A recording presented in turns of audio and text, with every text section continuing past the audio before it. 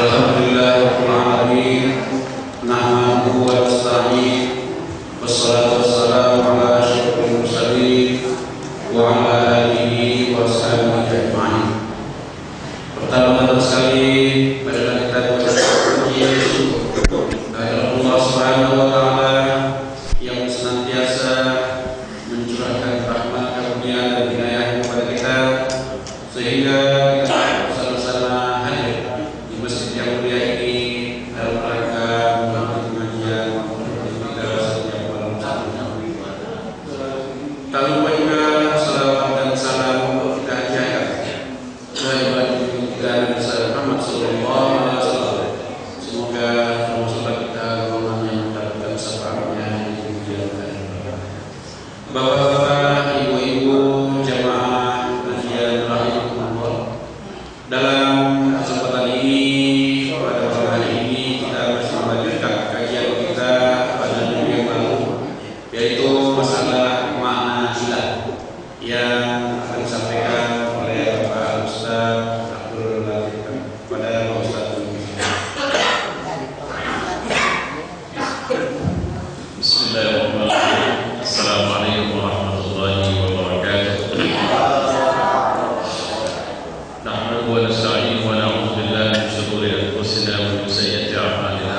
Shalli wa sallim ala nabiyyina wa habibina wa qudwatina Muhammad wa ala alihi wa sahbihi ajma'in. Yang mulia para jamaah, saya mohon maaf nih karena seharusnya ini bukan jadwal saya. Jadi mungkin yang datang dengan semangat ingin mendengarkan Ustaz yang biasa rutin malam ini, jadi terpaksa dengan saya juga. Mudah-mudahan terpaksa itu berbeda ibadah. Yang kita diskusikan adalah makna ilah, lanjutan dari yang kemarin. Kita masuk kepada, saya ingin memflashback dulu bahwa tidak bisa tidak manusia butuh Tuhan. Kenapa butuh Tuhan? Karena ada ketidakpastian, ada ketidakberdayaan, ada ketidakmungkinan, ada ketidaktahuan, kelemahan yang melekat pada kepribadian kita sebagai manusia. Tadi saya mendengarkan sebelum kemari, sampai sepanjang jalan kemari, tilawah seorang qari yang saya belum hafal namanya karena tadi baru ketemu, Khalid apa begitu. Di rumah tadi saya bilang sama istri saya, seperti kejantung bacanya. Jadi gaya dia mentilawah itu luar biasa, menusuk sekali. Ketika saya putar sambil berjalan di mobil, rasanya juga semakin seperti otak dan semuanya kena gitu. Yang saya putar adalah surat Ar-Rahman, tapi sangat berbeda dengan bacaan yang lain. Mungkin karena sebab sayanya sedang berbeda atau wallahu a'lam bishawab. Tapi ternyata setelah saya memperhatikan, memang benarlah bahwa dia membaca itu, para makmum sepertinya terdengar suara menangis yang banyak begitu. Jadi apa yang saya maksud dengan pernyataan ini, apa kaitannya kok tiba-tiba saya melompat sementara kita mau mendiskusikan topik ilah ini? Yaitu tadi ada ketidakberdayaan, ada kelemahan, ada ketidakpastian pada diri kita yang membutuhkan kehadiran Allah selalu, bukan sesaat-sesaat. Ya, kehadiran Allah yang selalu ini. Kalau surat Ar-Rahman tadi itu kan mengetuk-ketuk kita dengan pertanyaan yang sama, berulang lebih dari 34 kali atau sekitar 34 kali. Bagi ayyi ala'i rabbikuma tukadziban, maka nikmat Tuhan yang mana? Pernyataannya yang bukan yang kau kufuri, tapi tukadziban, yang coba setelah itu begitu terang bersamamu kau mendustakannya. Jadi pertanyaan ini menohok kebodohan luar biasa yang kita miliki untuk kemudian mendustakan kehadiran atau kesertaan Tuhan dalam diri kita, dalam hidup kita. Ada orang menyerahkan sesuatu, terang-terangan orang lain tahu sesuatu itu diberikan orang itu sama kita, tapi kemudian sesuatu itu dia bilang, kita tidak bilang, oh bukan dia yang ngasih, padahal jelas-jelas orang itu dilihat oleh sekian banyak orang memberi. Itu makna pendusta. Beda dengan kafir. Kalau kafir dia hilangkan dan dia buat alasan-alasan, tapi itu tetap ada, jadi dia tutupi. Tapi kalau yang pendusta ini, dia pengen, dia tidak peduli, tapi kemudian dia bilang bahwa ini tidak ada hubungannya dengan dia yang ngasih sama aku. Makanya Allah mengingatkan kita, nikmat Tuhan yang mana? Coba cerita dulu, apa sih yang sebenarnya kau punya dalam hidupmu? Nah, begitu. Kemarin kita sudah bilang bahwa secara ma'rifah dan nakirah, ya, di sini ada ilah, ada alihah, ada al-ilah. Al-ilah kita maknakan kepada Allah. Ada beberapa indikator satu zat atau satu benda atau siapapun itu dipertuhan, yang karena sebab indikator itulah atau karena sebab-sebab itulah maka dia disembah. Jadi pola-pola penyembahan kita belum cerita ya, tapi karena sebab itulah dia disembah. Dan menyembahnya itu ditandai dengan istilah itu tadi, ada kamalul muhabbah, kamalul tazallul, dan kamalul khudu'. Kamal maknanya sempurna, total mahabbah, total mencintai. Itu patung di samping jalan apa ya, gudang dekat Merak Jingga atau Menak. Coba malam ini kita hancurkannya. Kita tunggu aja di situ, habis hancurkan kita tunggu apa reaksi. Maka orang-orang yang kamalul mahabbah, nah, bukan cuma marah nanti Bu, panjang itu ceritanya. Padahal pasti itu tidak ada izin itu kalau saya bilang. Enggak, itu karena muncul belakangan tiba-tiba begitu saja, dan itu sifatnya saya sangat yakin itu ada masalah secara perizinan. Kenapa? Karena impossible itu, karena beberapa sudut. Nah, persoalannya sekarang coba hancurkan itu. Baik, sudah, itu patung itu mungkin ada hubungan sama agama. Kita pergi ke Jalan Sisingamangaraja, kita hancurin patungmu Sisingamangaraja. Makanya, tapi jangan buat ya, ini contoh aja nih maksudnya, nanti terus lama. Makanya maksud saya ada tendensi. Kenapa Islam melarang kita membuat patung?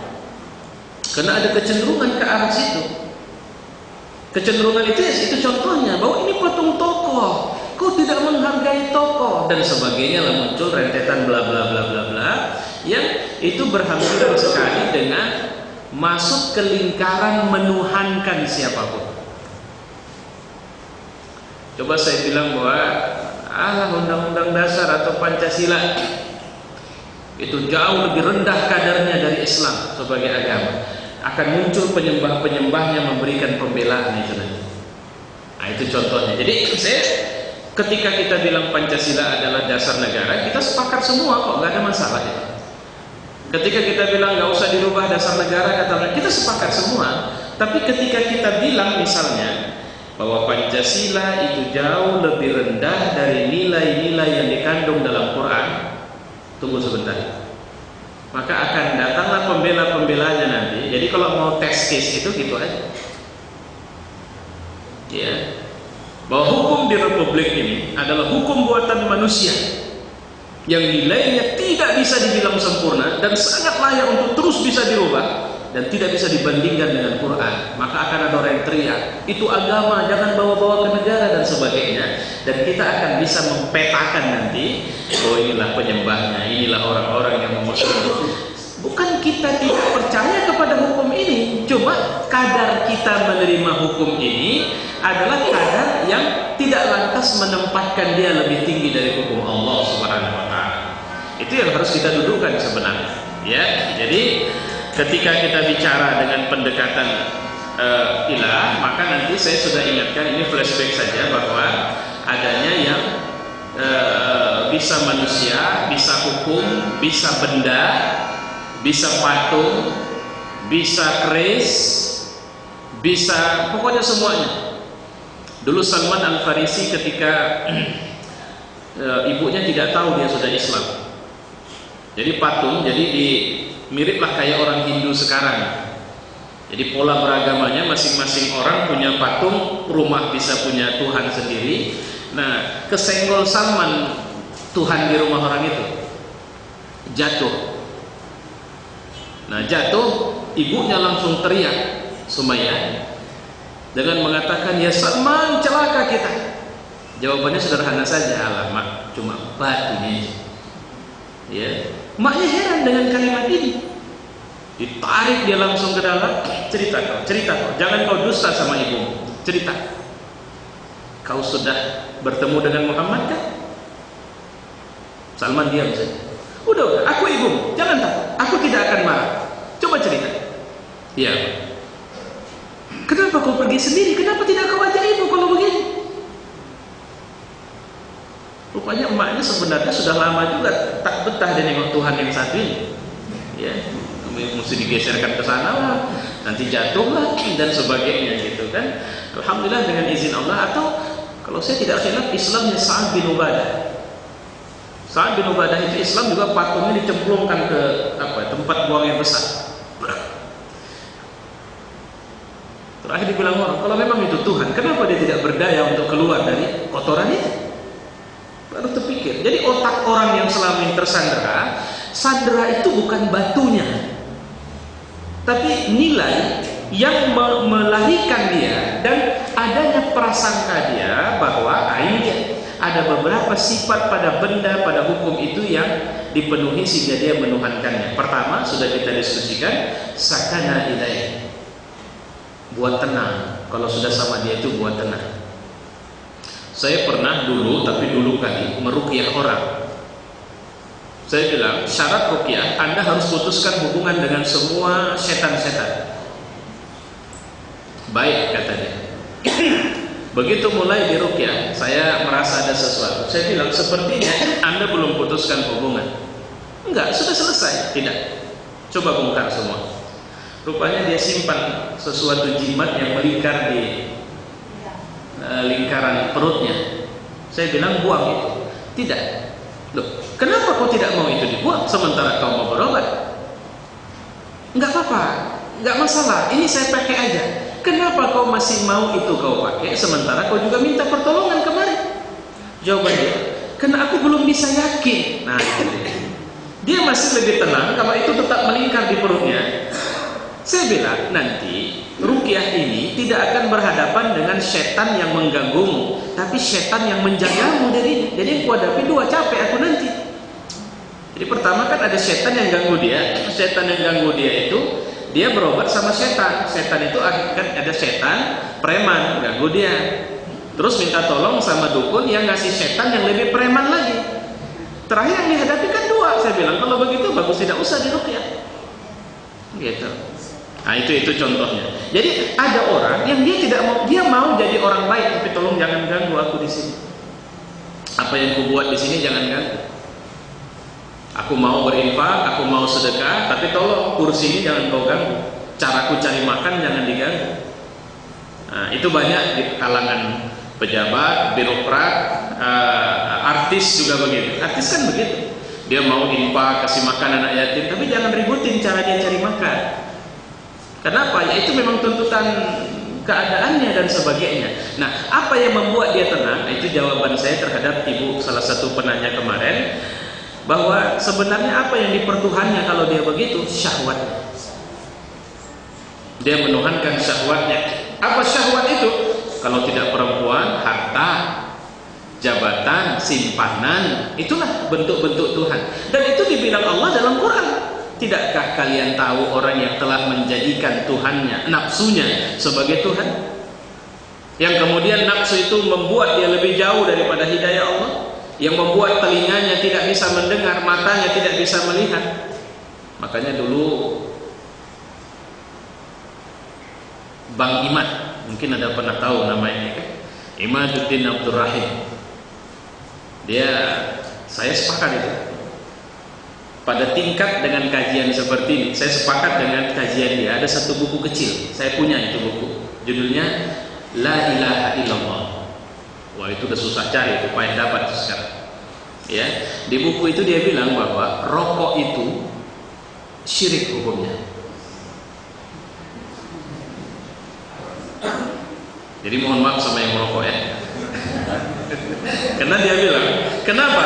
Ketika orang melihat rokok sebagai sumber ketenangan, sumber inspirasi. Kalau coba perhatikan, perokok itu udah tak baca lagi dia, padahal pandai baca. Sekarang tiap kotak rokok pasti ada kepala tengkorak di situ. Terus ada kalimat merokok membunuhmu, tapi udah nggak bisa. Wa adallallahu ala ilmin, Allah pun menyesatkannya dari pengetahuan. Tapi dalam konteks ini ya, dalam konteks ini rokok, kata Bang Iman, itu seorang tokoh intelektual kita almarhum, di zaman era bangkitnya Islam di Indonesia tahun 70-an awal ya, itu adalah Tuhan selain Allah.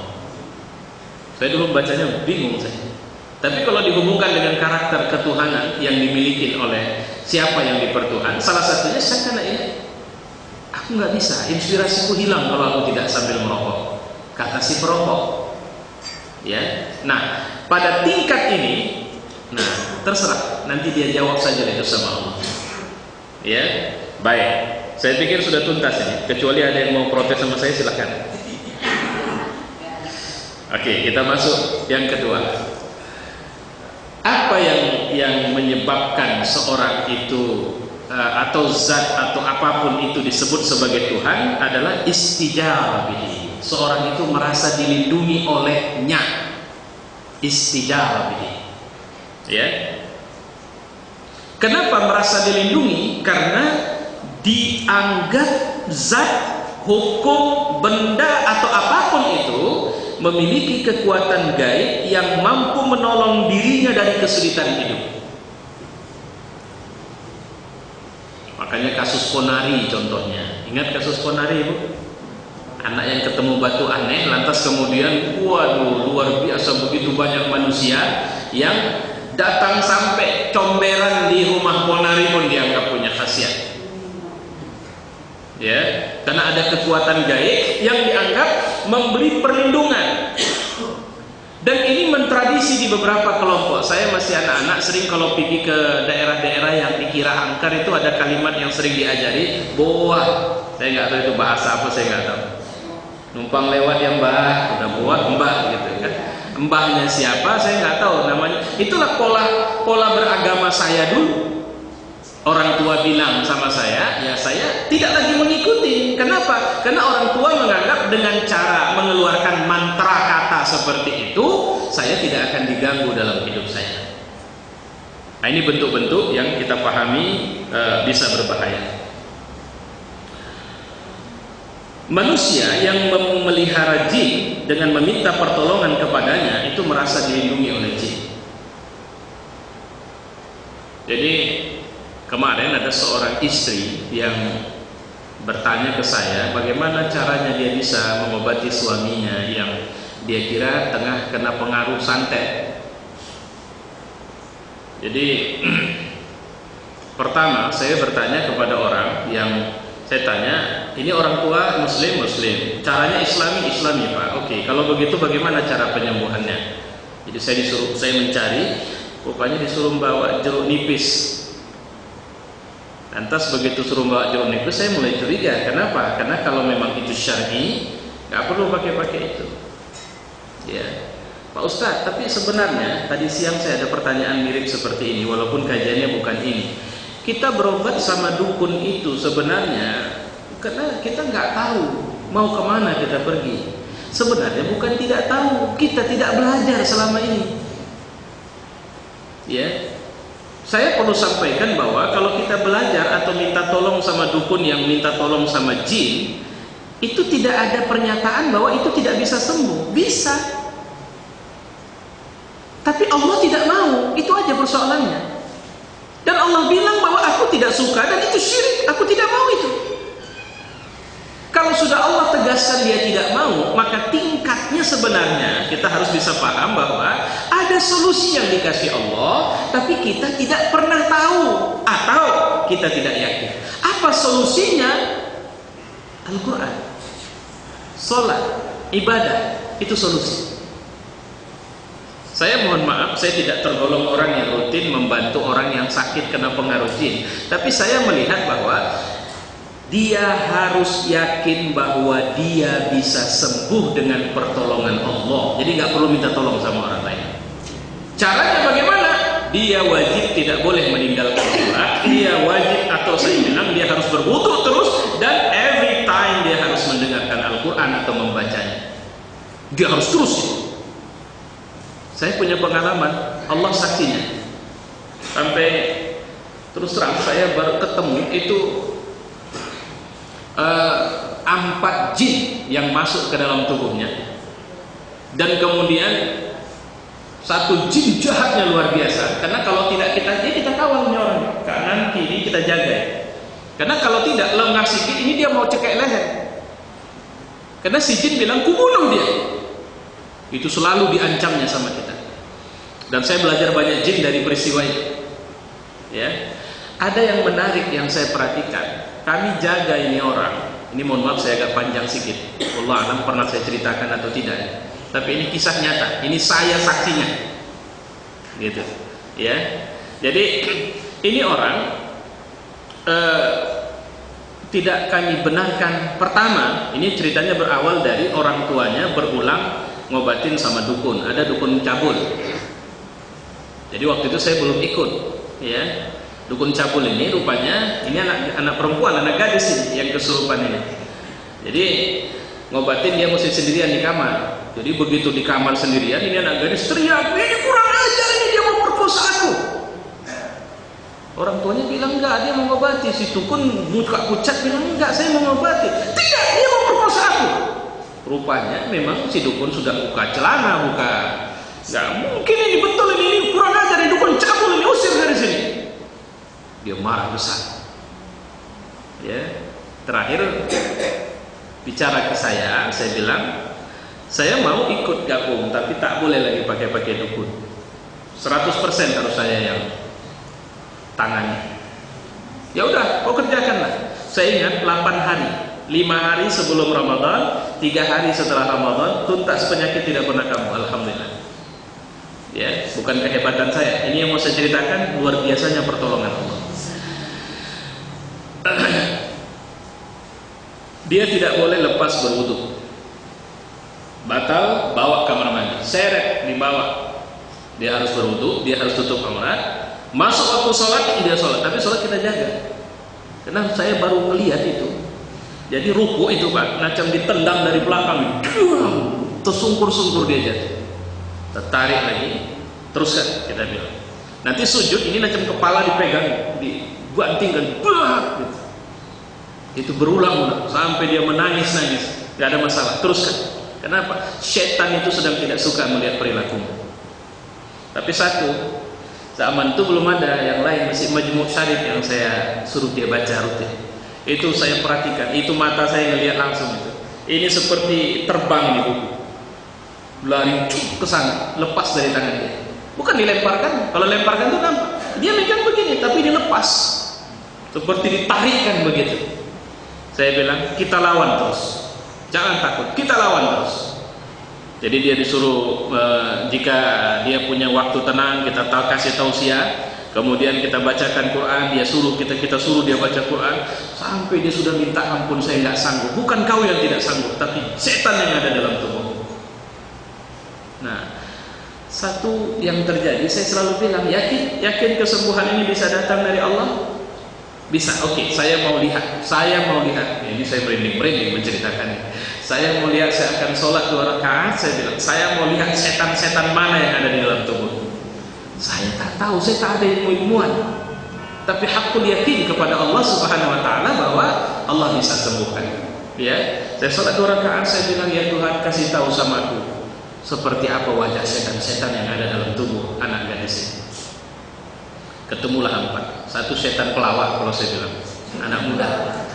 Karena kalau dia sudah masuk, hilang stres awak, dibuat capek, itu hilang. Ada saja lawaannya. Ada satu yang ngeri sekali, itu nenek-nenek.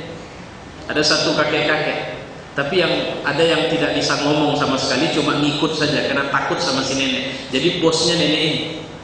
Ya, setan anak muda ini masuk ke dalam tubuh si gadis ini karena naksir sama anak gadis ini. Nah, jadi di mana kau jumpa sama dia? Aku jumpa di jalan. Aku suka kali dari dia sama dia dari dulu. Aku punya sawit, Pak. Ini bukan kena di PTP saya ceramah, memang betul. Aku kebun sawitku di Labuan Batu banyak, Pak. Jadi kalau misalnya maharnya itu, mana pula maharnya pula? Itu saya bilang, kau aja setan. Ya kan bisa diaturnya itu nanti, Pak, caranya. Jadi pokoknya ada saja cara dia untuk diskusi gitu kan. Tapi ada yang menarik pada hari ke-6. Kalau saya tidak khilaf masuk Ramadan. Jadi pada saat masuk Ramadan, saya waktu itu dia sedang duduk habis sholat. Saya biasa kalau dia sholat itu saya dampingi dari samping. Ya, tiba-tiba saja dia langsung nengok ke atas dan waalaikumsalam. Nah, begitu. Saya lihat seperti ada sesuatu yang lain, terus iya. Ada apa? Ada yang datang. Dia bilang bahwa dia diutus Allah untuk membantu aku. Oh iya, oke. Coba kasih tahu cirinya. Nah, di keningnya ada tulisan. Jadi tulisannya Rahman. Oke, kita cek ke kitab-kitab. Kita tanya Ustaz. Waktu itu saya masih anak mudanya sebenarnya. Ceritanya udah lama ini. Nah, kita tanya Ustaz. Apa kata Ustaz? Itu antara dua. Itu jin muslim atau itu malaikat. Tapi saya lebih yakin itu malaikat. Dengan dalil-dalil karena malaikat itu namanya ditulis di keningnya. Katanya. Oke, kalau begitu kita terima kedatangan. Baik, kita ikutin dia. Apa perintahnya samamu? Dia bilang bahwa sejak hari ini dia akan membantuku untuk mengusir setan-setan yang ada dalam diriku. Oke, baik, kita tunggu apa perintah-perintah selanjutnya. Jadi setiap datang ternyata tidak ada yang tidak syar'i. Dikuatkan untuk tahlil malam terakhir, sebelum malam terakhir, jadi malam ke-7 ada yang menarik. Dia tinggal di kampung. Dinding rumah ini gede. Dan kamar mandi itu tidak kayak kita punya lah, namanya orang kampung dia main siram gitu saja keluar tanah. Cuma yang menarik waktu sholat maghrib itu, sebelum dia begitu ngambil wudhu dari tong itu, dia ambilnya dicarokkan ke airnya begini sambil bilang subhanallah, luar biasa subhanallah gitu. Terus dia apakan begini dan memegang ini terus menerus sambil terus dia pegang lama dengan subhanallah. Kita heran apa yang terjadi sama dia, tak ada yang tahu. Sampai begitu siap dia kita arah sholat, siap sholat dia tangannya sibuk seperti bersalaman terus habis sholat. Siap kita bilang assalamualaikum. Dia tengok, apa dia bilang? Muka kalian lagi. Aku tengok dari tadi itu aku tidak di sini katanya. Di mana kau tadi?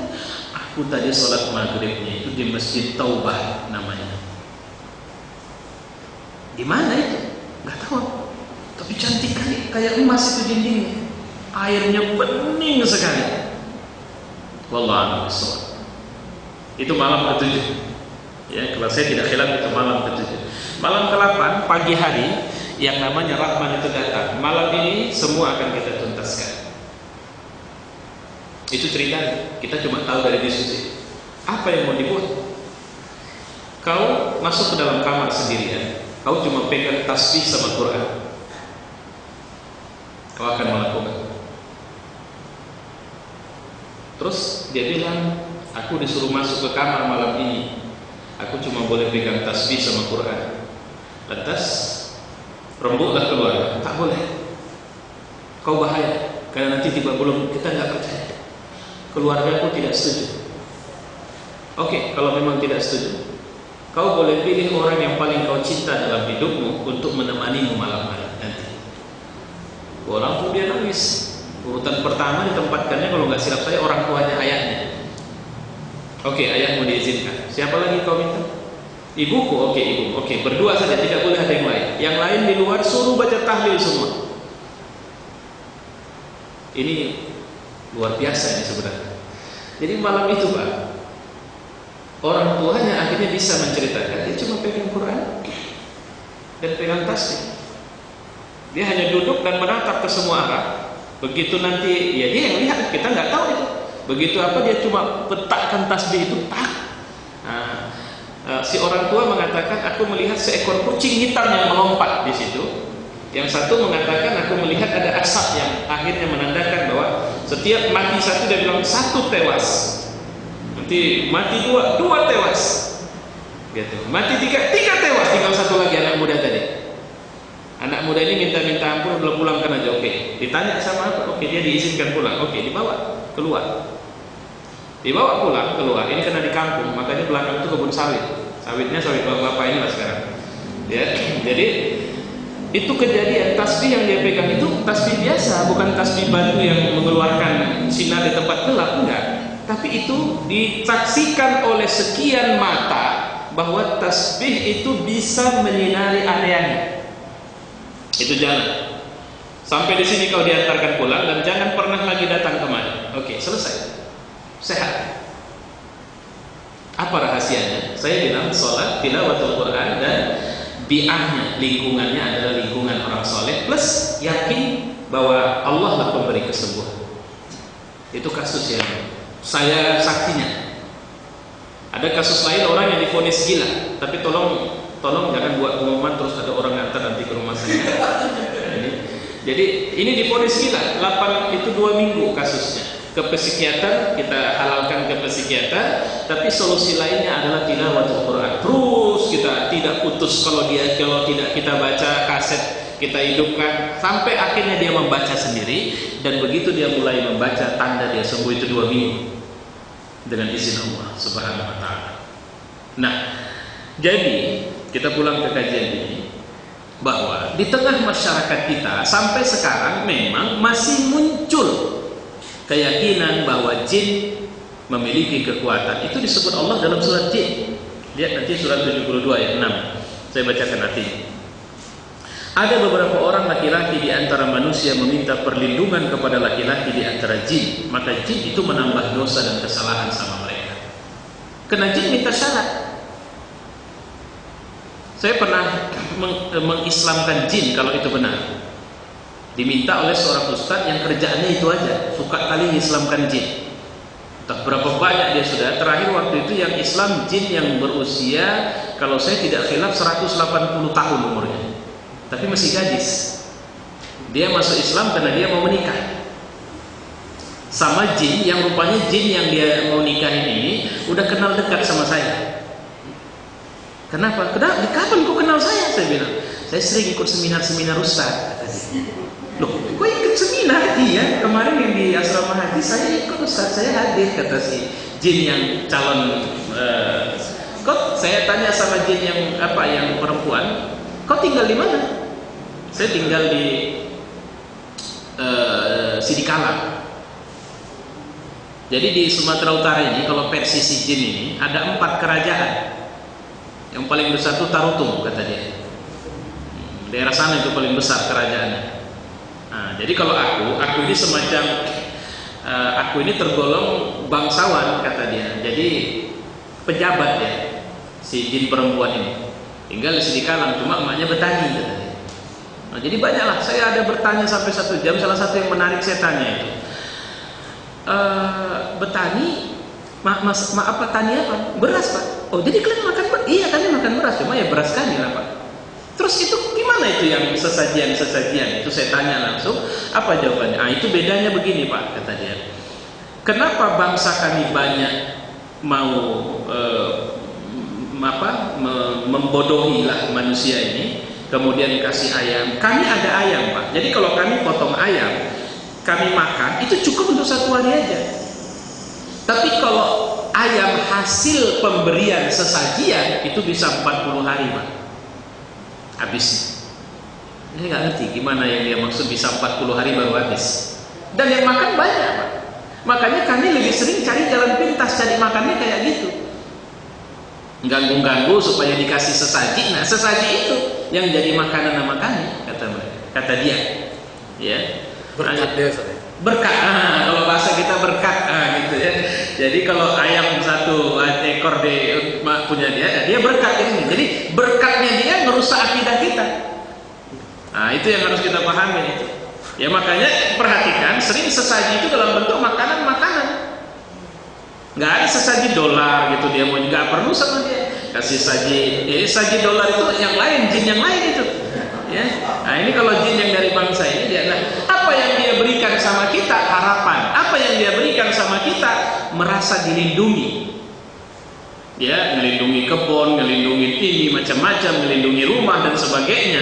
Nah, ini menunjukkan kadar kita lebih rendah, dan Allah mengatakan dalam surat Jin, tidaklah jin itu kecuali menambah dosa dan kesalahan. Pertama, dosa itu kita melanggar apa yang disuruh Allah. Kedua, dia punya syariat. Mandikan ini nanti malam Jumat, Kliwon. Mandinya harus begini, jangan, tidak boleh pakai, pokoknya ada syarat-syarat yang dibangun, yang syarat itu keluar dari syarat atau syariat kita. Mereka mengambil sembahan selain Allah agar mereka mendapat pertolongan. Berhala-berhala itu tidak dapat menolong mereka, padahal berhala itu menjadi tentara yang disiapkan untuk menjaga mereka. Ketika Fathu Makkah, Nabi SAW menyuruh Ali sama Khalid, pergi, ada berhala yang paling ditakuti orang Arab itu namanya Hubal. Tapi sebelum Hubal dihancurkan, Lata, Uzza, Manat, ternyata jangan lupa patung-patung yang disembah itu, saya ulangi sekali lagi, patung-patung yang disembah itu, agama apapun yang menyembahnya, itu ada setannya di dalam, secara kacamata syariat kita. Jadi waktu Khalid bawa pedang, Khalid ini kan orangnya, bisa kita bayangkan ini lah, preman besar yang masuk Islam dan pejuang. Nabi kirim orang yang memang cocok untuk ngadepin setan itu. Jadi begitu Khalid datang ke kampung di mana ada berhala Lata, Manat, Uzza di itu penduduk kampung berlarian semua. Walat kau nanti Khalid, udah berapa banyak orang mau nyenggol ke situ saja. Dulu di kampung saya ada tupekong namanya. Itu ada orang yang matanya agak samar, pulang malam goyang itu. Karena pekong itu kebetulan kecil aja dia, jadi sengnya itu digoyangin. Habis dikerjain dia sama setan di situ, berlari selintang pukang dia. Nah kayak begitu. Nanti hajab kau Khalid, kata mereka. Ali tidak peduli, bismillah, dan dia hancurkan. Keluar memang jinnya. Melalui suara mengaum apa semua, Khalid langsung menebas jinnya sampai mati. Jadi sejak peristiwa itu, maka tidak pernah lagi setan disembah di daerah Hijaz. Dalam hal ini sekarang Saudi Arabia, nggak ada setan disembah lagi. Artinya dalam bentuk patung-patung. Jadi jangan bilang bapak ini cincin apa ini, apa untuk apa aja, jaga diri. Hati-hati, situ ada setannya itu. Kalau sudah bahasa jaga diri, makanya itulah Tuhan selain Allah. Kenapa? Karena merasa dilindungi olehnya. Istijabah, merasa aman. Ya, seperti bentuk perlindungan apa? Orang tua terhadap anaknya.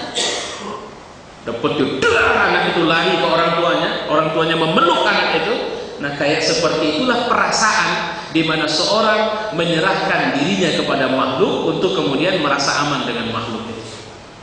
Nah, ini sifat kedua dari Tuhan atau benda atau apapun yang diperlukan. Sampai di sini sebelum saya selesaikan, ada yang mau dimasukkan? Ya, silakan. Waalaikumsalam. Masalah istijabah ini sudah merasa dilindungi. Ini waktu saya kuliah tingkat 1. Ibu kuliah di mana? Di Oh iya. Tahun 87 itu saya punya teman, katanya bapaknya berteman dengan jin, Ustaz. Iya. Bersahabat dengan jin. Jadi waktu itu saya tanya, loh kok sama jin? Kita kan laki-laki berteman dengan Al-Quran begitu, Ustaz. Jadi kita kuliah belajar agama, saya bilang. Katanya ini, Ustaz, jin itu untuk melindungi dia dari sendiri. Ustaz tadi, kalau kalian nanti keluar kota atau kemana, jadi jin itu menyerupai bapaknya, jadi mengalir orang. Yang ingin saya tanyakan, apakah ini termasuk kemusyrikan? Iya, udah musyrik. Saya pernah masuk karena sebenarnya saya tidak mau, tapi terakhir saya ikut datang pengobatan. Jadi yang obat ini pakcik istri saya. Jadi caranya dia duduk, dia baca Fatihah sampai selesai, kemudian Assalamualaikum warahmatullahi wabarakatuh. Dijawablah sama orang yang duduk semua, Waalaikumsalam. Panggil orang itu onyong, bahasa Melayu mungkin ya. Onyong itu bahasa Melayu, mbak, onyang atau apalah, pokoknya begitulah. Saya duduk persis di samping dia. Ini si pakcik ini saya duduk. Lantas kemudian, apa ini masalahnya? Kata dia, begini, kami nenek ini masih sakit kakinya. Oh ini makanya rajin sholat. Ini kena malas ini sholat ini. Gak bagus ini orangnya ini. Maka sholat, kita udah tua, nanti Allah marah sama kita. Wah, bagus. Sampai di situ bagus. Sudah, habis itu dia mengusuk. Ini udah kemasukan ini, udah musuk kan? Terus sambil dinasihatinya terus. Jadi kita harus dekat sama Allah, begini, begitu, apa semua. Siap, duduk dia. Dari tadi saya perhatikan ada yang macamnya tak percaya sama saya ini, katanya. Nah, dia udah mulai nyindir saya gitu. Jadi saya bilang, sebenarnya onyang ini siapa? Ya saya ini nenek moyang orang ini. Umur berapa? 800. Bohong. Saya bilang gitu. 800 tahun. Bohong, saya bilang. Kau bukan nenek moyang orang ini. Kau jin. Kalau mau tanya masalah-masalah apa yang bakal terjadi, boleh. Saya ngerti-ngerti sini. Nah itu tanda kau jin itu. Saya gitu kan. Dia ketawa, kata dia. Jadi artinya apa? Jin itu seringkali menipu, pendekatannya menipu manusia. Apalagi dia sudah kufur kepada Allah. Nah, itu dosa. Dia bisa kasih nasihatin sholat, nasihatin ini. Dia rusak kita dengan bilang bahwa nanti akan ada orang. Nah itu udah itu udah. Disitulah dia memasukkan kerusakan itu sama kita. Ya sama lah kayak ibu kehilangan barang, udah nggak usah cerita, udah tahu saya. Hilang dompet kan? Tadi pas belanja lupa naruh, itu tidak hilang, masih belum jauh itu. Orang dekat, itu udah ilmu jin lah itu. Jadi orang dekat ini siapa lah ini kira-kira? Oh orangnya nggak palanya, putih-putih kaki. Anak muda orang tua, anak muda. Perempuan, cuma tak usah lah ditanya-tanya kali. Nanti dipulangkan itu. Rumahnya di mana? Dekat. Paling berapa pintu saja dari rumah kalian. Ditanya dijawabnya terus itu. Tujuannya apa? Untuk memunculkan hasad, dengki di antara manusia, buruk sangka di antara manusia. Dia memang maunya itu, dan itu sudah dibilang oleh Nabi, oleh Al-Quran. Jadi hati-hati main-main sama jin ini. Nah itu yang harus kita garis bawahi itu. Terus tentang jin yang bisa menyerupakan dengan ayahnya, dengan suaminya. Ada kasus saya pernah itu bertanya ke saya juga begitu. Suaminya pergi, diantar sampai keluar. Begitu masuk rumah, suami udah duduk di meja, di kursi belakang meja. Loh bang, tadi pergi? Iya. Tapi belakangan sudah tahu kalau suami keluar rumah, ada suami tetap di rumah, itu bukan suami. Tapi sampai kapan kalian bertahan di situ? Saya bilang.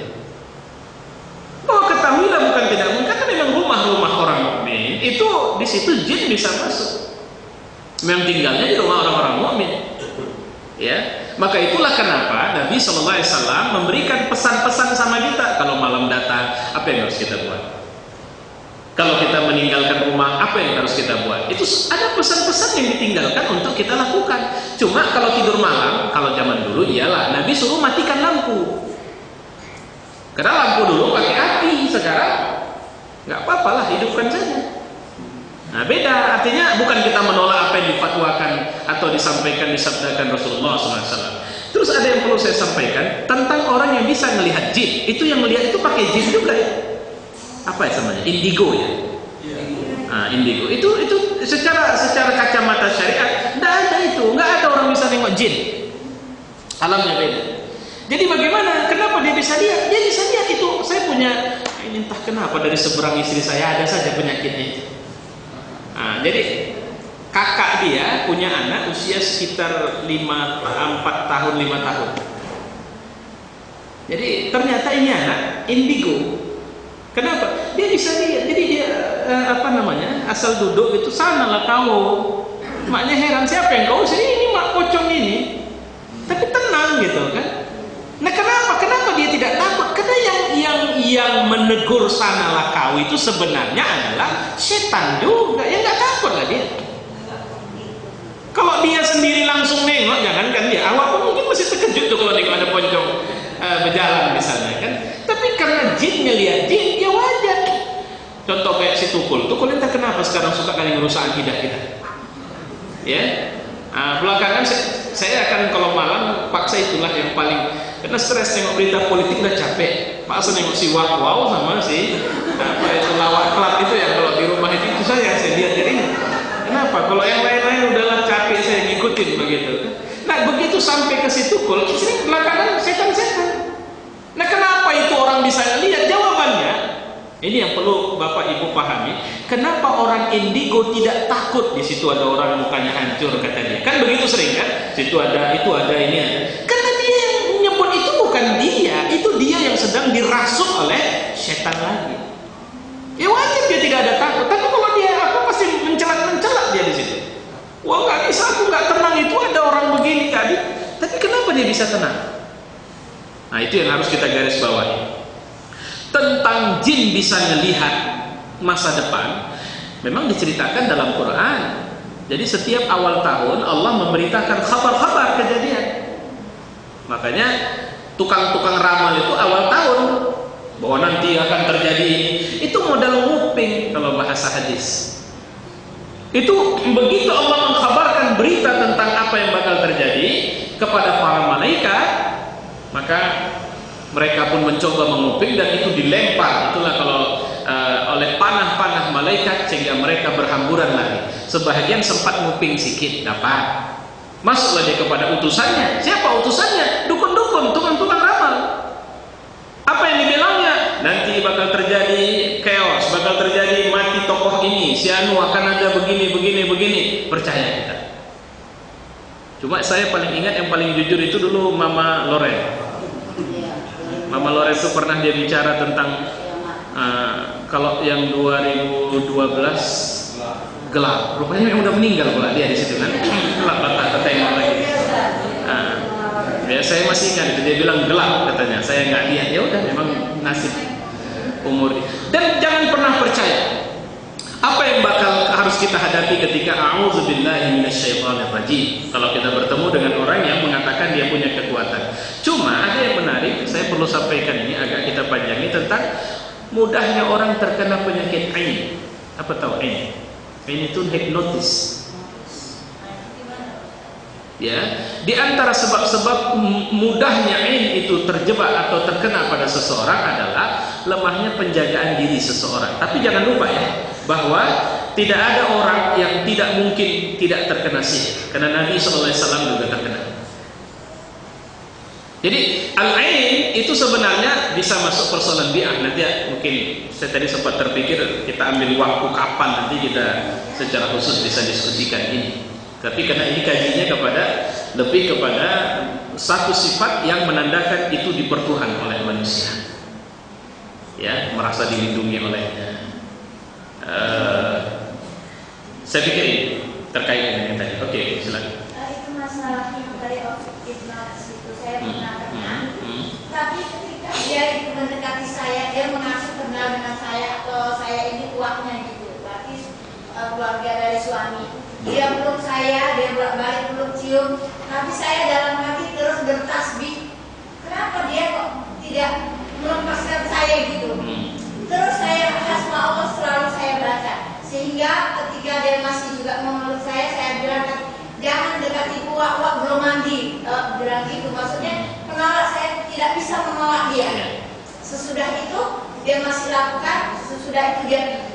Jadi pulanglah saya, sholat itu sholat duha. Saya baca sholat duha, ini saya panas semua. 2 rakaat lagi saya sambung, masih juga panas. Sesudah itu saya ambil Quran, itu masih juga terasa. Sedangkan saya terus mengingat dengan asma Allah. Kenapa dia tidak menjawab? Kalau pertanyaannya kita baca Quran, kita sholat dan sebagainya, kalangan jin itu juga makhluknya nggak jauh-jauh beda dari kita. Ya, banyak jin sekarang yang ngajari kita pakai ayat, yang merusak kita pakai ayat. Ya, dia juga mengerti membaca Quran, dia mengerti ilmu agama dan macam-macam. Tapi itu tadi, apa yang membuat dia akhirnya mau merusak? Jawabannya satu, bahwa dia ingin dianggap lebih tinggi kedudukannya dari manusia. Itu satu titik lemah yang membuat sering, makanya jin itu tidak stabil dia posisinya, adalah keinginannya untuk dianggap lebih mulia dari manusia. Jangan lupa ibu, yang masuk ke Nabi itu sederhana saja. Jadi dibuat macam foto boneka, rambut Nabi diambil, diikat di pinggang sama di leher, udah dicemplungkan ke tempat biasa Nabi ngambil air minum. Udah, Nabi ambil air minum di situ, minum, kena. Itu bentuk santet ya. Dan itu terjadi berhari-hari. Jadi Nabi kalau bangkit dari dulu itu payahnya luar biasa, karena sakit rasanya. Atau kalau ngomong kecekat. Lantas kemudian satu hari dua malaikat, nah ini awal turunnya surat Mu'awwidzatain. Ya, dua malaikat duduk di atas bahagian kepala Rasulullah dan saling bertanya, kenapa dia kena ain? Nah, jadi begitu. Apa yang membuat dia seperti ini? Ada sesuatu yang ditaruh dalam sumur dia dan dia minum. Oh, kalau begitu itu harus dibuang, ya. Nabi dengar ini semua perbincangan ini berdua. Akhirnya turunlah Mu'awwidzatain. Maka sejak hari itu sampai wafatnya Rasul tidak pernah tidak membaca dua surat ini sebelum tidur. Qul a'udzu birabbil falaq, qul a'udzu birabbin nas. Jadi caranya dia baca itu surat min syarri hasidin idza hasad, dia hembuskan ke tangannya, sudah. Terus dia sapu ke bahagian tubuh yang terbuka. Jadi ini kan tertutup, ini kan yang kebuka, disapu seperti menyapu lotion. Itu tidak putus sampai Nabi meninggal.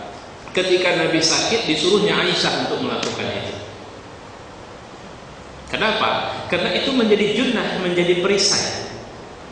Ya, menjadi perisai bagi kita untuk, karena kata Nabi, tukang santet, tukang tenung itu kerjanya malam, nggak ada yang kerjanya siang. Bagaimana dengan hipnotis ini? Sebenarnya hipnotis masih bisa dipelajari secara ilmiah. Tinggal kita tidak memahami cara keluar dari jeratan ilmiah hipnotis ini.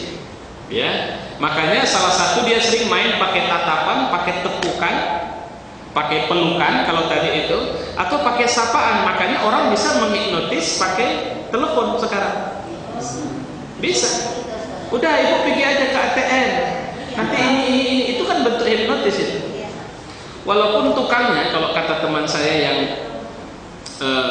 baru keluar dari penjara itu, dia bilang begini sama saya, itu Ustaz, yang mama minta pulsa terus menang ini, itu kerjaan orang-orang di situ semua itu, katanya.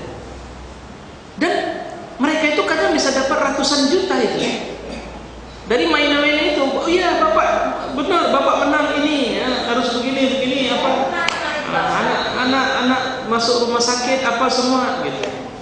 Saya pernah begitu, saya telepon, katanya anak saya jatuh dari tangga sekolah ya. Oh iya pak, iya sekarang sudah dibawa ke rumah sakit. Iya, kau siapa? Saya cuma tukang jaga sekolah, kok kau bisa tahu? Iya pak, jadi ini pak saya kasih nomor dokter. Loh, kenapa nomor dokter kau tahu sementara kau tukang jaga sekolah? Terakhir capek dia tutup, tak, mati. Dan berulang itu.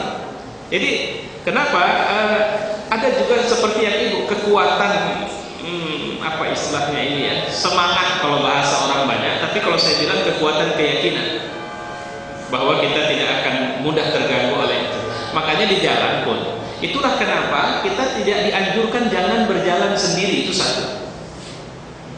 Kita harus dalam jamaah. Seorang perempuan dilarang keluar dari rumahnya kecuali dengan muhrimnya. Itu sebenarnya bentuk-bentuk penjagaan yang salah satunya juga untuk ini. Apalagi dengan zaman sekarang kelihatan bahwa nilai syariat ini lebih baik lagi diterapkan. Ya oke lah bagi orang yang punya penjagaan darjah jauh lebih tinggi karena sebab dia punya kedudukan. Bagaimana dengan orang banyak?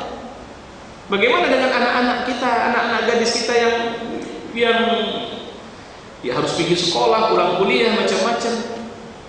Nah, itu yang harus kita paham. Saya pikir mungkin nanti ada rezeki kita bisa diskusikan itu lebih dalam tentang masalah ini. Baik, ada lagi? Ustaz, satu lagi. Kemana saya sering didatangi itulah dia ada berapa nama itu, ada bapak, ada segala macam lah jin-jinnya itu. Dia kemanaan saya itu keluarga suami kakak saya itu memang orang Nias. Jadi bagaimana mengeluarkan dari dia diruqyah? Dia harus diruqyah, dan ruqyah itu yang paling baik seorang meruqyah dirinya sendiri. Ya, saya dikira ada jin ini. Jadi saya sekarang sedang dituduh ada jin ini, karena satu kemanaan saya kalau ketemu saya kelengar itu nangis jerit-jeritnya. Pokoknya begitu saya nanti turun dari mobil, belum lagi nyampe itu ke rumahnya, ditengoknya saya dia udah langsung wah gitu. Terakhir saya bilang terbuka sama orang tuanya, dia diruqyah. Kenapa? Sepertinya dia yang bermasalah, bukan aku yang bermasalah. Nah, itu anak adik saya. Kenapa? Dan sepertinya masalah itu hanya terjadi kalau di sini, di tempat lain tidak seperti itu, saya bilang. Kalau dia di mana-mana Pak Ustaz, dari mana? Nah, kalau yang itu yang dibilang tadi dia udah bisa lihat, itu ada setan yang sudah sama dia. Ada orang kesurupan setan, sampai sekarang masih ada setannya sama dia. Itu kalau ketemu saya sekarang nggak berani nengok. Iya, orang tua itu. Asal kenapa? Karena kalau dia lihat saya dan saya lihat dia, maka dia pun kesurupan langsung. Saya nggak tahu. Ya makanya ini apa awak yang ada setannya atau dia yang ada setannya kan? Jadi begitu saya berpikir. Sampai terakhir dia minta tolong. Aku bolehlah kau suruh apa, tapi jangan kau suruh pergi aku dari dia. Kata si setannya orang Melayu. Nah, jadi bahasanya bahasa Melayu. Iya. Karena aku sayang sama dia. Kalau kau sayang sama dia, kau keluar dari sini. Saya bilang, jangan kau ganggu dia. Jadi si kakak ini sekarang setiap asal ketemu saya, memang mau ngomong, tapi tidak mau lihat. Ya, asal ketemu dia tegur saya, tapi nggak berani lagi ngelihat lama itu dengan lama melihat saya itu lama. Jadi dia alihkan wajahnya. Wallah a'lam. Saya tak tahu. Mungkin ada bapak yang ngerti juga, boleh lah. Coba periksa saya kan di scan. Baik. Jadi itu diruqyah. Dia harus ruqyah. Dan yang meruqyah terbaik adalah orang tuanya. Kalau itu anak-anak. Nah, ini masalahnya, dinikmati. Itulah syirik tadi, karena dia merasa itu kelebihan. Dia mau ngobatin orang. Iya, disitulah masalahnya. Karena bisa jadi sumber penghasilan, bisa dianggap punya kelebihan. Itulah setan itu tadi pandai. Itulah dia. Ya, jadinya setan tahu betul kita ini lemah sekali. Maka setan masuk dengan semua cara untuk merusak kita. Termasuk itu tak perlulah. Ada orang tua, dulu saya masih ingat sekali, anaknya laki-laki itu rambutnya dibiarkan panjang. Ditanya, kenapa tidak dipangkas? Karena kalau dipangkas dia sakit. Itu setan. Nabi pernah jumpa seorang ibu yang di tangan anaknya ada gelang jimat. Dia bilang, Nabi, buang itu gelang. Kata ibu, ini apa? Ya Rasulullah, ini pernah saya buang, tapi anakku sakit. Buang, kata Nabi, karena sakit itu dari setan. Sama seperti orang yang sakit perut disuruh Nabi minum susu, makin mencret ya Rasul, minum lagi susunya, kata Nabi. Ya Rasul, makin dahsyat mencretnya, terus minum. Kenapa? Tidak mungkin susu itu jadi racun bagi perutmu kecuali dia membersihkan kotoran di perutmu. Itu hadis. Sama seperti madu. Nah, saya mohon maaf, saya ada trauma itu, minum madu saya trauma. Kenapa? Karena begitu minum, ini mulut saya gatal, terus kayak biduran itu Pak. Sudah berapa kali saya coba, tetap gagal. Tapi terakhir ada ustadz yang cukup bagus mensugesti saya, sehingga dia kasih, ini minum. Kalau memang ini jadi masalah nanti sama ustadz, salahkan saya. Nah, minum, ini madu. Saya, kenapa? Sakit kali rasanya kalau sudah awalnya kena tawon. Menyengat di salah satu jari saya, akibatnya begitu. Jadi mungkin setiap madu dianggap, jadi antibodi saya kerja, dianggapnya bahwa ini ada serangan lagi dari tawon, atau sakit perut dikuras muntah-muntah sepanjang waktu. Nah, terakhir saya minum, alhamdulillah terasa memang gatal-gatal, tapi tidak seperti yang Karena nggak ada logikanya, nggak ada hadisnya bahwa, nggak ada nasnya bahwa itu racun, madu itu adalah obat. Kecuali pasti madu itu masalah, atau maksudnya madu yang nggak benar. Nanas campur gula, itu mungkin. Makanya itu dibilang Nabi, susu itu obat. Makanya jangan bilang itu racun. Tapi ya Rasul, saya makan itu perutmu yang sedang dia bersihkan, terus minum, kata Nabi. Itu Nabi SAW. Oke. Baik. Sini Ustaz, tadi kita cerita ada sabar ya. Mengislamkan jin. Apakah jin ini langsung jin atau masuk ke tempat orang? Itu yang saya sebenarnya tak suka. Belakangan Bapak Ustadz itu menyuruh saya datang lagi, saya tak mau. Karena terlalu banyak. Terakhir saya bilang enggak, itu kerjaanku. Saya bilang mesti banyak lagi kerjaan yang lain. Nah, jadi jin ini dia punya miliar orang. Jadi orang ini jadi tempangan masuk. Jadi masuk keluar. Saya sampai tanya itu, bagaimana kau dengar suara Quran yang dibacakan di masjid-masjid itu? Apa kata jin itu? Lebih terasa pengaruhnya, Pak, kalau Quran itu langsung dibaca. Ini memang ada pengaruh ini. Kebetulan dekat masjid itu kejadiannya. Nah, ini ada pengaruh, cuma enggak begitu apa kali. Nah, jadi lebih bagus itu kalau Quran itu langsung dibacakan orang. Nah, itu baru. Itu kayak mana pengaruhnya rupanya sama kalian? Wah Pak, itu buat kita nggak tenang itu Pak, kata. Tapi kalau kita udah Islam nggak ada masalah, kata dia. Kata jin ini, cerita panjang. Jadi memang saya disuruh untuk mengorek semua cerita kehidupan bangsa jin itu seperti apa. Ya, bahasa Indonesia. Bahasa Indonesia lah Bu. Hah? Iya bahasa Indonesia. Ya, jadi persoalannya.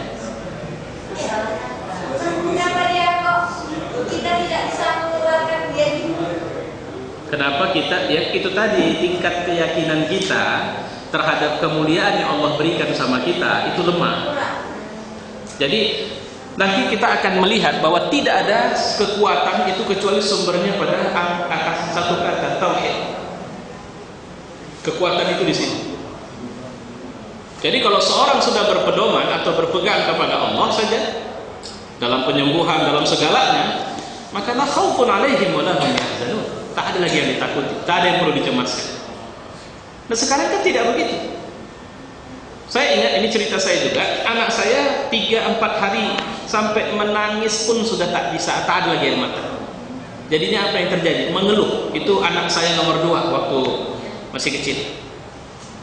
Teman saya bilang sama saya, ini Ustaz, kayaknya kena plastik. Saya, ini rumitnya. Batas mencintai anak dengan batas meyakini Allah waktu itu sudah sangat dekat sekali. Terakhir saya bilang begini, tak bisa saya jawab kalimat dia. Kalau Ustadz mau, ada di sana orang tua bisa menyembuhkan. Saya bilang, tunggu dulu, saya bawa dulu anaknya ke dokter.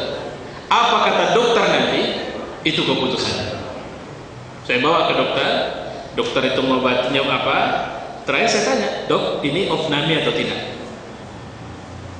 Ya, lebih bagus opname lah Ustaz, karena dokter ini kenal sama saya. Kalau memang harus opname, baik, alhamdulillah, saya kasih opname. Ini kenapa dia harus opname? Wah, dia itu sudah dehidrasi tinggi. Dia kena diare yang akut sudah. Jadi dia harus dalam perawatan yang intensif. Alhamdulillah. Itu yang muncul. Artinya apa? Menolaknya apa? Selamat aku. Hampir tak selamat Pak. Rupanya ada titik-titik setan itu masuk ke situ nanti. Di mana dia mengusik kita, dicinta kita kepada anak. Sehingga karena saya mencintai anak saya dan saya tidak mau anak saya terjadi apa-apa, nggak apa-apa, aku korbankan sekali-sekali keyakinanku kepada Allah. Kan kira-kira begitu. Itu yang mau dia usik itu di situ. Dia datang dalam bentuk teman saya. Teman saya, tidak sulit sama dia, dikirimnya teman saya itu datang. Teman siapa? Teman yang selama ini paling dekat sama saya, yang berbaik-baikan dalam agama. Tapi sarannya ada orang tua di sana Ustaz, kalau mau saya antar. Saya cuma bilang satu kali, aku bawa dia dulu ke dokter, terserah kata dokter. Alhamdulillah sembuh. Ini bukan makanan dokter itu kan. Nah itu dia, di awal sebelum berangkat itu udah dibilangnya nanti kan, ini udah tak kerja dokter lagi nih dan sebagainya. Oh, Masya Allah. Sama kayak saya ingat kebocoran ada dulu orang Pertamina Kuala Simpang, rantau. Itu cerita terjadi kebocoran ketika mereka eksplorasi melimpah, bingung ngadapinya. Berbagai cara, ada orang antar dukun apa semua, enggak, kita buat tahlil saja. Kita minta sama Allah, kita tahlil, ahlinya kerja. Nah, itu yang terjadi. Jadi permintaan kepada Allah dilakukan oleh ahlinya, sementara yang menutupi kebocoran kerja di sana. Itu yang sering saya bilang. Jadi kalau ada orang tanam, kayak kemarin saya ngomong sama para kita yang dilatih senam gelombang itu supaya kalian tahu, ketika tanam nanti sawit atau apa, kerja kalian itu bukan ceramahnya, kemudian bukan, kalian sebenarnya membangunkan keberkahan dari langit dengan tausiah, dengan ibadah, dengan zikir, dengan doa yang kalian buat, yang kalian ajak kepada semua orang. Kenapa? Siapa yang bisa menumbuhkan pepohonan? Itu Allah. Jangan yakin kali bahwa kita bisa. Nanti kalau memang kita yakin kali bahwa itu kemampuan kita, memang Allah kasih, nah ambillah kemampuanmu. Memang kau dikasih kemampuan berpikir untuk itu, tapi keberkahan tidak datang darimu. Jadi putus hubungan berkah dari Allah. Itu yang harus kita paham. Oke, silakan. Ini saya sudah lama saya tanyakan ini pertanyaan atau komentar? Pertanyaannya. Pertanyaan yang saya alami sendiri. Jadi ada dua kali saya ingat. Pertama, saat saya mau tidur, saya suka baca buku, baca tafsir Ibnu Katsir. Surah Al-Baqarah itu di situ ada hadis, kalau kamu mau tidur, ketika kamu meletakkan pinggang, maka baca surah Al-Fatihah, surah Al-Ikhlas sama surah Al-Falaq. Nah, saya waktu itu tidur matikan lampu, Ustaz. Nanti pertanyaan ini, Ustaz, begini.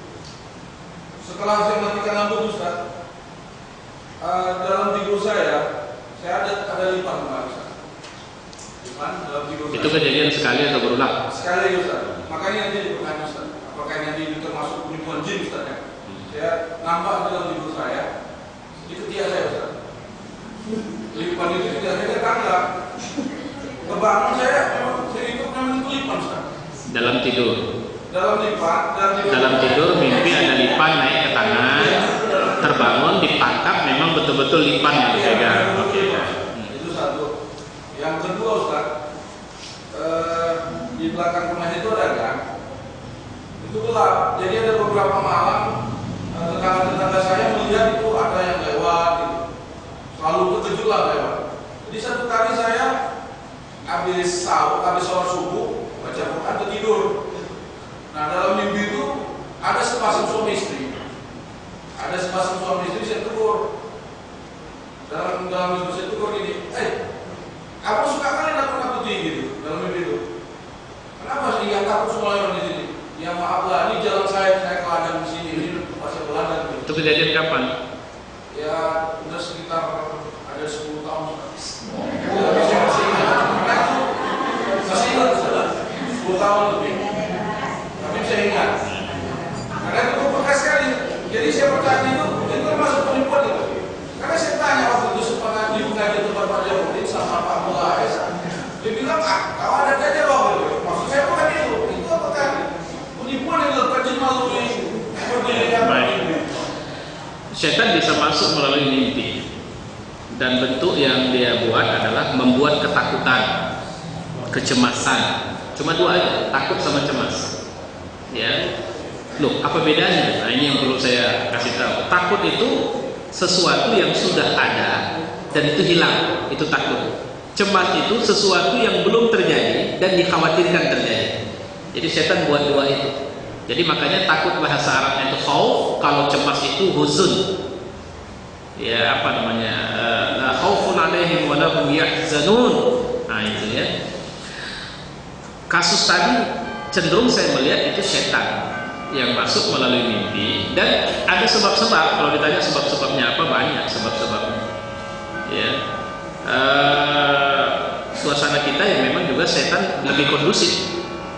Makanya sekarang kalau takut ada setan dalam rumah, undang malaikat datang. Bagaimana cara mengundang malaikat datang? Nah, kita harus belajar apa-apa yang membuat malaikat mau datang ke rumah kita. Nah, itu yang harus kita pelajari. Ya, jadi kita harus bisa meletakkan posisi di mana akhirnya aura rumah kita itu adalah aura sakinah.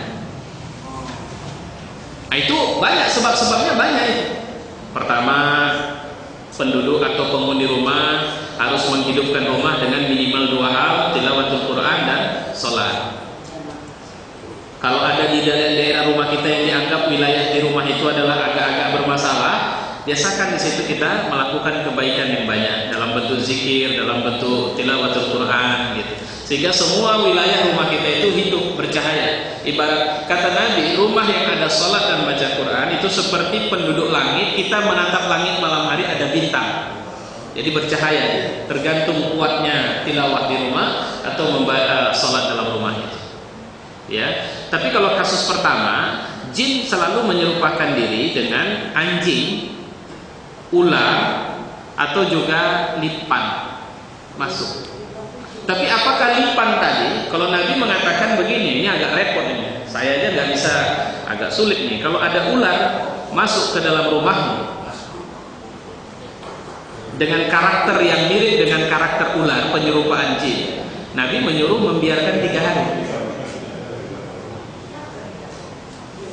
Tapi nggak kebayang lah membiarkan 3 hari apa gitu ya. Tapi memang dibilang karena bukan tidak mungkin itu saudaramu dari bangsa jin kata Nabi. Ya, jadi kalau 3 hari dia masih di situ, bunuh dia. Karena itu jin yang buruk kata Nabi SAW. Jadi jin muslim juga bisa menyerupakan diri dan penyerupaannya kepada ular. Ada satu lagi, ini mohon maaf saya baru baca tapi tak lupa saya di mana saya baca. Kalau rumah kita sering banyak datang tikus. Nah, ini jadi cerita jin kita malam ini jadinya ya. Itu pertanda bahwa ada jin di rumah itu. Ya, jadi bagaimana caranya? Ustaz, ini bukan persoalan tikus, God di sini Ustaz.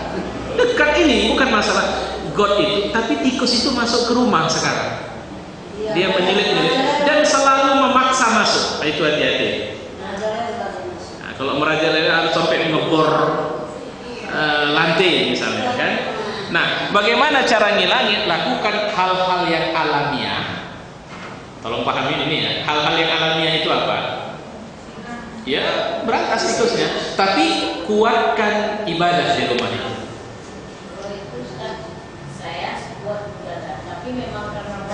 Nah, itu kalau itu makanya nanti kan ini makanya saya pun lupa ini. Saya masih mau menelusurin itu. Ya, artinya udah capek beribadah Ustaz. Cuma masalahnya memang tikus ini memang kayaknya di sini tinggal. Begitu ya. Oke. Baik, sebelum saya tutup saya mau hanya sekedar intermezzo mendengarkan kepada kita tausiah khutbah Jumat Syekh Muhammad Al-Arifi. Insyaallah mudah-mudahan beliau ini sekarang sedang ditahan di Saudi. Ya, dipenjara oleh pemerintah Saudi karena pikiran-pikirannya dianggap bermasalah. Tapi saya mohon tolong perhatikan khutbah ini, insyaallah ini khutbah yang baik yang bisa kita ولم يجالسها ولم يجالسه وكان ينطوي على فراشه انظر اليه مؤمنا اليه ذات يزيد بل السماء والكهف فياتي صلى الله عليه وسلم فوقيها ثم يجلس قالت عائشه وعندي وعندي maaf kita ulangi ya. يمشي صلى الله عليه وسلم متوجها الى بيت عائشه وربما شهر لم يوحى اليه شيء في غدرها يطلق عليه صلى الله عليه وسلم الفقير مما يجد الهم وأنا بين المهاجرين ولم يأتي النبي صلى الله عليه وسلم عائشه طوال عمرها إلا هذه وعائشه تقول جعلت أبكي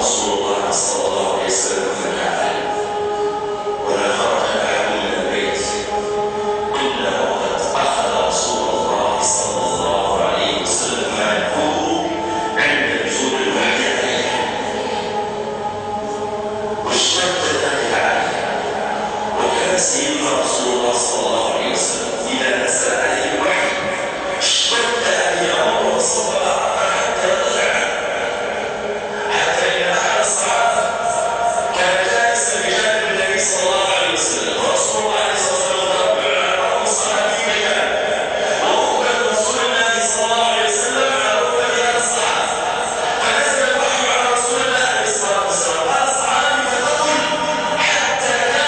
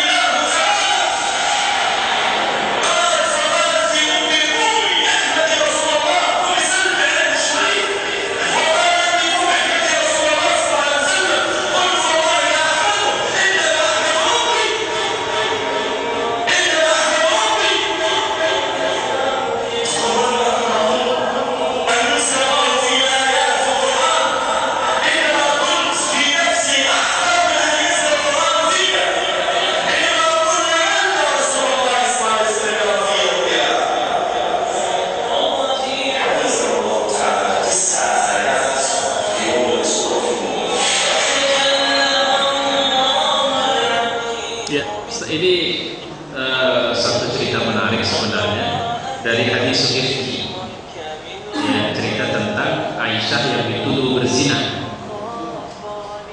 Sampai-sampai Rasulullah tidak tahu membuat apa sebulan pisah rumah. Dan pelajaran yang menarik yang bisa kita dapat dari cerita itu adalah ada kalimat tadi itu, setelah sebulan Nabi datang, Aisyah sepanjang hari terus menangis dan jadi berita. Coba bayangkan, Allah menguji orang beriman sampai pada tingkat ini, kalau bisa dibilang tenggorokan macam mau keluar. Ya, jadi bukan 1 hari 2 hari, sebulan dituduh dan tidak ada yang bisa menjawab tuduhan itu sampai Rasul pun tidak bisa jawab. Jadi sampai-sampai Abu Ayyub Al-Ansari bertanya kepada istrinya, gimana menurut? Istrinya marah sama Abu Ayyub. Semua sahabat utama ditanya tak ada yang bisa jawab. Karena nampak keluar masuk kota Madinah, Sofwan menenteng Aisyah di atas unta. Ini nampak berdua masuk. Orang munafik menjadikan sasaran luar biasa untuk sampai sekarang orang munafik dari kalangan Syiah itu habis-habisan mencaci maki Aisyah radhiyallahu anha. Ya. Nah, yang patut kita pahami, saya sebenarnya ingin menyampaikan satu pesan terakhir dari sini adalah fasabrun jamil. Selama kita mengetahui kita benar, jangan pernah takut. Ketika Nabi bilang, ya Aisyah, udahlah, kalau memang salah akulah, Allah Maha Pengampun. Kalau kau benar, maka kau terbebas dari tuduhan orang munafik. Aisyah tidak mau. Ayahnya mendesak, udahlah ngaku sajalah. Ibunya mendesak, sudahlah ya Aisyah, dia tidak mau. Sampai terakhir di tempat itu juga Nabi SAW menerima wahyu, itu surat tadi ceritakan surat An-Nur 19 sampai 9. Akhirnya Allah membebaskan Aisyah radhiyallahu dari tuduhan. Dan Abu Bakar langsung bilang, ya Aisyah, terima kasih sama Nabi. Tidak perlu, aku terima kasih sama Allah, karena Allah yang telah membebaskan dari tuduhannya. Di sini luar biasanya ketundukan dan merasa tenangnya seorang mukmin ketika dia meyakini Allah akan memberikan solusi dari sebuah masalah. Dan jangan lupa, kadang-kadang solusi itu diberikan Allah di saat kita sudah sangat tidak sanggup lagi. Kita tak tahu lagi apa yang mau kita buat, maka Allah pun memberikan jalan keluar. Jadi satu hal yang patut kita pahami dari cerita ini, jangan berprasangka buruk sama Allah. Dan goncangan dalam dakwah itu bisa terjadi pada keluarga Nabi sekalipun, apalagi kita ya. Jadi kelas goncangan yang dihadapi Aisyah itu luar biasa. Dan ulama yang tadi menyampaikan khutbah Jumat ini khutbah Jumat ini tadi, ini sekarang sedang mendekam di penjara. Ada sudah Muhammad Al-Arifi, Syekh Muhammad ada 2 buku yang saya perhatikan sudah diterjemahkan dalam bahasa Indonesia. Jadi kalau mau baca silahkan cari, itu bukunya bagus-bagus. Enjoy Your Life, judul Indonesianya. Kalau saya enjoy Your Life. Nah, penerbitnya Kisti kalau nggak salah. Itu buku tentang panduan akhlak. Ini Ustadz ini mulai agak keras ceramah setelah kasus Syria. Sebelumnya dia modelnya kayak Kak Agim kalau di Indonesia. Nah, selalu lembut, santun gitu ceramah. Tapi belakangan berubah. Ya. Allah a'lam bishawab. Saya pikir ini mungkin dari pengajian kita malam ini. Saya mohon maaf atas kekurangan penyampaian. Nanti insya Allah mungkin bagi yang belum bisa memahami kita bisa lanjutkan dalam pertemuan yang mendatang. Mari kita tutup dengan doa. Alhamdulillahirabbil alamin wassalatu wassalamu ala asyrofil anbiya'i wal mursalin wa ala alihi wa sahbihi ajma'in. Wahai Rabbul alamin, berikan kurnia kepada kami kesanggupan untuk terus mensyukuri semua karunia yang Kau berikan kepada kami ya Allah. Kemudahan untuk terus takarrub kepadamu ya Allah. Kemudahan untuk melakukan kebaikan ta'abbud kami di jalan-Mu ya Allah. Bersamamu dalam cinta, bersamamu dalam sayang, mengakhiri kehidupan dunia ini dengan husnul khatimah. Wahai Rabbul alamin, sertakanlah bersama kami lingkungan yang bersih dari maksiat. Sertakanlah bersama kami saudara-saudara, teman-teman yang mengingatkan kami dalam kebaikan, mengingatkan kami dalam kebenaran, mengingatkan kami dalam kesabaran. Ya Allah, jadikanlah lingkungan kehidupan kami adalah lingkungan kehidupan yang mensupport kami untuk tetap membesarkanmu dalam semua urusan hidup kami, ya Allah. Wahai Allah, perbanyakkanlah di tengah-tengah kami, apakah itu dari saudara-saudara kami, apakah itu dari orang-orang di sekitar kami, atau dari anak-anak kami, ulama-ulama Rabbani yang akan memberikan pengajaran agama ini, dan tidak ada rasa takut di hati mereka kepada makhlukmu, kecuali rasa takut hanya kepada-Mu, ya Allah. Jadikan majelis kami majelis yang Kau ridhai, majelis yang Kau berkahi, majelis yang Kau limpahi dengan semua karunia taufik yang mengantarkan kami untuk semakin kuat beribadah di jalan-Mu, ya Allah. Rabbana atina fid dunya hasanah wa fil akhirati hasanah wa qina adzabannar. Wa sallallahu wasallam ala Muhammad wa ala alihi wa sahbihi ajma'in. Walhamdulillahi rabbil alamin. Taqabbalallahu minkum. Demikianlah tadi pengajian atau tausiah yang membahas masalah ilah, masalah anak. Mudah-mudahan pengajian ini menambah kemantapan iman kita kepada Allah Subhanahu wa Ta'ala, dan kepada Ustaz kami ucapkan terima kasih. Pengajian yang diberkati. Alhamdulillahirabbil alamin. Assalamualaikum warahmatullahi wabarakatuh.